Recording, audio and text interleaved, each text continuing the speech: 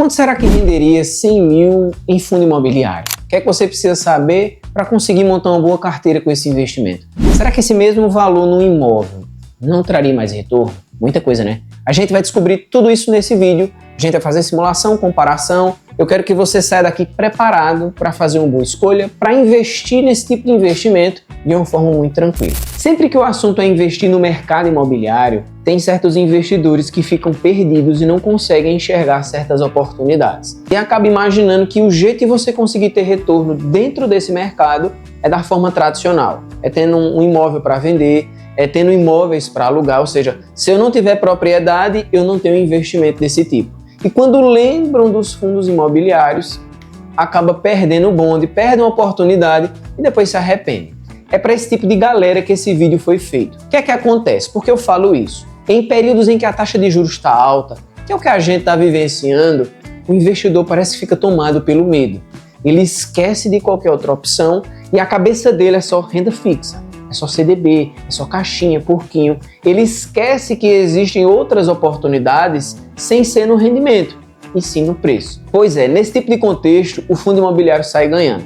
E aqui está a primeira informação que você precisa decorar e guardar no fundo do seu coração.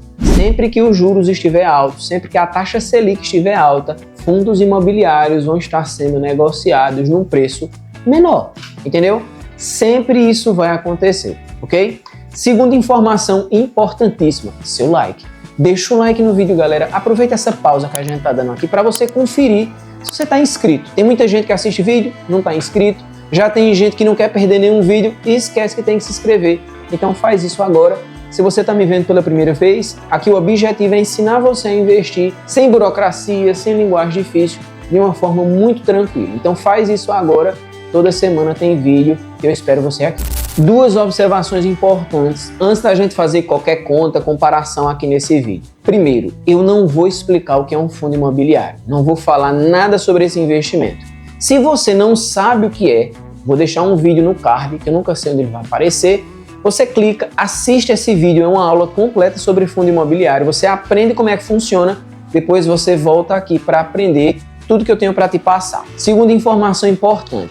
A gente vai levar em consideração um fundo imobiliário do tipo tijolo e do segmento shopping, o XPML11, como referência. Por que a gente vai utilizar esse fundo imobiliário nas contas aqui? Pela constância dele. Ele é administrado pela XP Investimento, mas nem por isso, é porque ele tem uma constância no pagamento. Nos últimos 10 meses, ele está dando um retorno de 92 centavos por cada cota que você tem desse fundo. E a cota, na data do vídeo, está R$ 96,60. Então, para cada cota, está tendo um retorno de 92 centavos, isso é um retorno muito bom, está com DY de 0,91%. Então, a gente vai utilizar ele como referência aqui. Outra informação importante, a gente vai fazer uma comparação direta entre investir no fundo imobiliário, nesse que eu falei para você, ou conseguir comprar um imóvel, financiar um imóvel, e a gente vai comparar as circunstâncias de cada um, tá?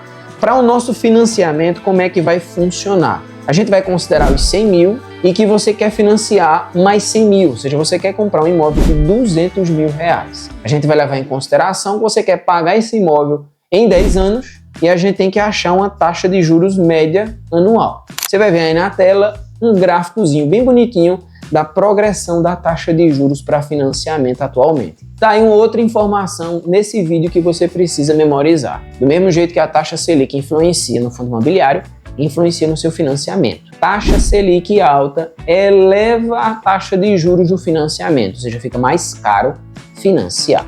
Você está vendo aí que a média passa dos 12%, a gente vai utilizar como referência 12% ao ano. Quando a gente junta todos esses dados desse financiamento, e eu coloco aí que você vai ter uma renda de 5 mil reais, utilizei como exemplo, em 10 anos as suas prestações vão ser de R$ 1.444,55. É uma lapada, né?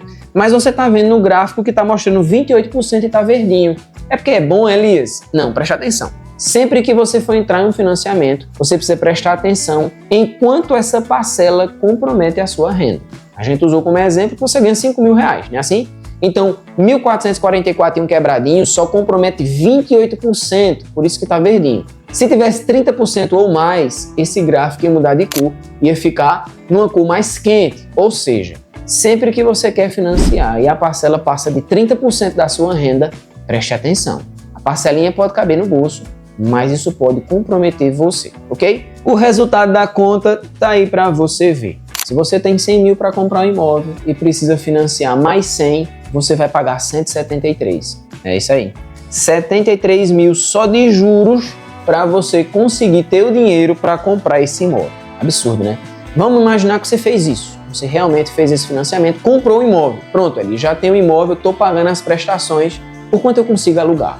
Esse é um ponto bem divergente. Vai depender de muita coisa. O tipo de imóvel, a localização, qual é a área construída. Geralmente os corretores, o pessoal da área utiliza um percentual em cima do valor do imóvel, que vai de 0,5% a 1% do valor do imóvel. Vamos imaginar aqui que o seu imóvel de 200 mil reais você consiga alugar por R$1.000, 0,5% do valor dele, beleza? O que é que a gente consegue entender? Você vai alugar por 1.000, pagando prestação de 1.400. Você comprou um imóvel de 200 mil, mas pagou 273.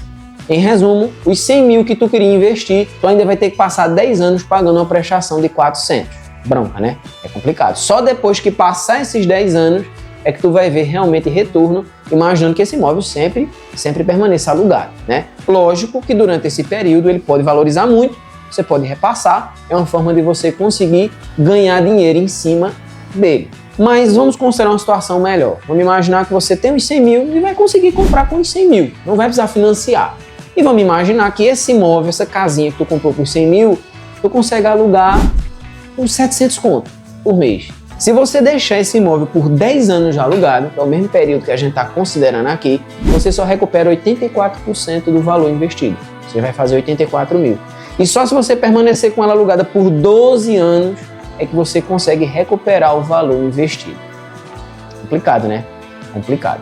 Agora vamos para a segunda situação, vamos para o segundo cenário, que é você pegar esses 100 mil e comprar de cotas do XPML11, desse fundo imobiliário. O que é que vai acontecer? Com 100 mil reais, sabendo que a cota está R$ 96,60 e você tem um retorno de 92 centavos por cota, você ia conseguir comprar um pouco mais que 1.035 cotas. Com essa quantidade de cotas e esse retorno que você já sabe, todos os meses você receberia R$ 962,55. Pegou os 100 mil, comprou de cota desse fundo imobiliário, todo mês vai chegar para você um aluguel de R$ 962,55. Bem mais simples, né? Não tem preocupação com imóvel, não precisa estar reformando, não tem inquilino para dar dor de cabeça. Calma, vamos melhorar. Vamos pegar esse mesmo valor que você recebe por mês e vamos imaginar que em vez de você pegar esse valor para você, você comece a comprar mais cotas. Passou o primeiro mês, recebeu os 962, comprou mais cotas. Chegou no segundo mês, repetiu o processo durante 10 anos, que é o mesmo período. O que é que vai acontecer?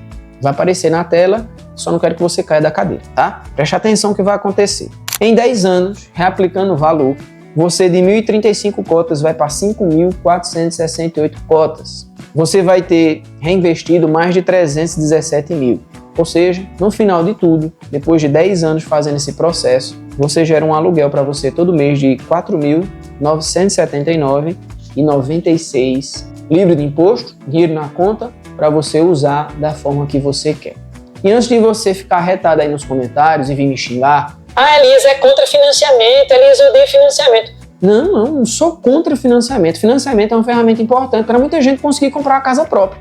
Não estou dizendo isso. Só estou mostrando para você que as condições atuais não são favoráveis. Desde que chegou a pandemia, a taxa de juros sobe e não baixa mais. E por isso, acaba sendo mais vantajoso outras opções. Também não estou dizendo aqui que esse é o melhor fundo imobiliário que existe. Basta ter um fundo imobiliário como esse, basta ter esse fundo imobiliário, seu problema está resolvido. Nem a pau juvenal. Preste atenção, tá? Se você não diversifica, você vai se dar mal. E é por isso que vem a segunda parte do vídeo agora. Eu vou mostrar para você 5 dicas de como você montar uma carteira com esse investimento para você se proteger, conseguir lucrar, se dar bem. Primeira coisa, analise os relatórios gerenciais. Veja, fundo imobiliário é investimento em renda variável. Então você precisa ficar por dentro de quem gerencia esse fundo imobiliário, como o patrimônio está distribuído, como está sendo os lucros nos últimos semestres, nos últimos meses, quanto está sendo o retorno repassado. No nosso caso, a gente viu uma situação em que está se mantendo fixo e que é administrado pela XP Investimentos, mas existem muitos tipos de fundo imobiliário e você precisa ficar por dentro. Eu listei alguns pontos que você precisa procurar nessa sua análise dos relatórios gerenciais que são publicados gratuitamente. Avalie a periodicidade dos rendimentos distribuídos. Qual é a consistência? Por exemplo, aquele fundo imobiliário pagou quanto no último ano, nos últimos 10 anos? Como é que está sendo o desempenho? No nosso caso aqui, a gente viu uma situação que tem um pagamento, de certa forma, fixo. Mas esse é um exemplo. A gente tem muitos tipos que você precisa avaliar. Segunda coisa, analise qual é a perspectiva desse fundo imobiliário, tá? Naquilo que ele tem hoje e naquilo que ele quer alcançar. Por exemplo, qual o tipo de fundo imobiliário, qual é o segmento, quais são as perspectivas desse capital? Eles pretendem ampliar, pretendem vender o patrimônio, como é que vai ser? Também você tem que verificar o formato desse patrimônio. Veja, cada fundo imobiliário tem um tipo e tem um segmento. E você precisa avaliar como é que é feito o patrimônio desse dinheiro ali. E essa distribuição vai dizer muito o que você vai escolher e você precisa ficar atento a isso também. Verifique o histórico de confiabilidade de quem está gerenciando o fundo imobiliário. Veja, tem certos fundos imobiliários que apresentam um grau de risco maior que outros. Por que isso acontece, Elias? Porque depende de quem está gerenciando. Às vezes é uma empresa que não está muito bem no mercado. Então tudo que ela tem de fundo imobiliário vai ter esse mesmo critério. Já se a empresa é uma empresa sólida, que dá lucro todo mês, muito grande, muito bem distribuída, a tendência é a confiabilidade ser lá em cima, tem mais gente colocando dinheiro nela. Verifique também as taxas e custos correlacionados à administração desse fundo imobiliário, principalmente em relação ao seu patrimônio e em relação ao histórico com seus inquilinos. Então, quando você fala em analisar os relatórios gerenciais, é passar um pente fino naquele fundo imobiliário em relação a tudo que está relacionado a ele. Segunda coisa importante para montar uma boa carteira: escolha bem os fundos imobiliários em função da liquidez e do seu objetivo. Veja, existem fundos imobiliários que possuem um grau de liquidez maior. O que significa isso, Elias? Significa o tempo em que aquelas cotas que você comprou vai voltar em ser dinheiro no seu bolso, né? Se você compra fundos imobiliários que têm uma taxa de liquidez muito alta, significa dizer que ele é aquele tipo de fundo imobiliário que é muito bem visto no mercado para dar lucro. Para aquela pessoa que compra, ele cresce, vende e o dinheiro volta rapidamente para o bolso. Se o seu objetivo é mais tempo ali, comprar para receber realmente proventos todo mês, você não tem que se preocupar tanto com liquidez, mas também não pode largar de mão. Procure gerenciar muito bem tipos de fundos com graus de liquidez diferentes. Terceiro ponto, diversidade dos fundos imobiliários. Eu falo muito sobre diversificar investimento aqui para proteção. A mesma coisa vai ser com fundo imobiliário, tá? Existem muitos tipos diferentes de fundo imobiliário. Tem de tijolo, de papel, tem híbrido, tem de galpão logístico, enfim. Tem de vários tipos. E quando você se concentra em um só, você corre um risco muito grande. Você tem que ter um pouquinho de cada. Porque como é um investimento em renda variável, de repente está ruim de um lado, mas está bom do outro. E aí você compensa o que você perdeu aqui, ganhando do outro lado. Exemplo, imagina um fundo imobiliário de tijolo e outro de galpões logísticos. Esse aqui se beneficia do setor da construção civil. Quanto mais tem construção, mais vai ter prédio, mais vai ter casa. Então esse tipo de fundo imobiliário que vive da venda desses imóveis se dá bem. Já o de galpões logísticos está ligado à indústria. Se a indústria está aquecida, se o comércio está aquecido, ele se dá bem. Vamos imaginar que o PIB despenca, que o Brasil não está produzindo, mas que o mercado da construção civil se mantém aquecido. Tu perde dinheiro aqui, mas tu ganha aqui. Deu para entender mais ou menos? Essa é a importância. A diversificação protege você em qualquer opção de investimento, inclusive aqui também. Quarto ponto, analise o segmento do fundo imobiliário. Veja, o tipo é uma coisa, o segmento é outra.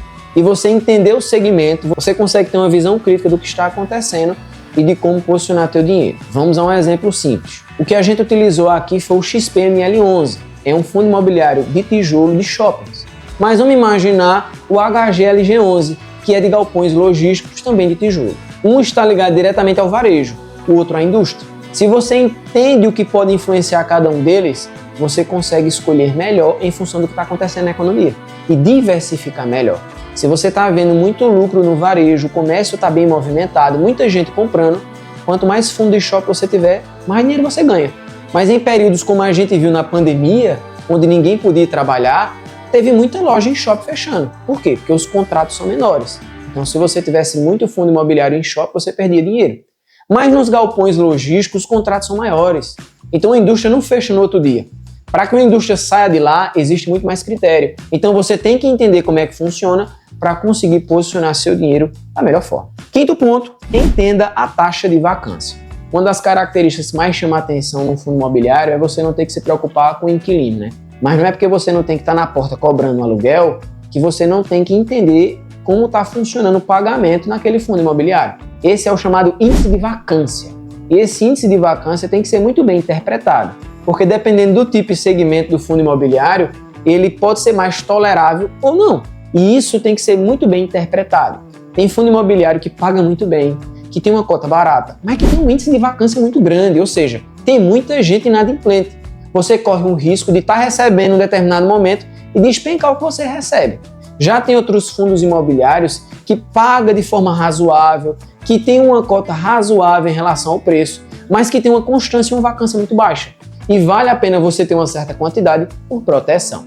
Então, entender o índice de vacância também é importante para você ter uma boa carteira de investimento em fundos imobiliários. Bem, eu fiz as contas para você, eu comparei, eu mostrei toda a situação possível. Agora é você que decide. Você agora já viu matematicamente o que pode ser viável ou não. Eu vou deixar nos comentários os sites que a gente fez toda essa simulação e também os sites que eu uso como parâmetro para poder fazer uma análise e escolher melhor as opções que eu estou investindo. No fim das contas, a decisão quem toma é você, mas também quem vai colher o fruto é você. A responsabilidade é sua e as consequências também. O que é que vale mais a pena para você? Ter um imóvel alugado ou converter esse valor e investir no fundo imobiliário? Decide aí. Esse foi o vídeo de hoje. A gente vai ficando por aqui. Até a próxima aí. Valeu!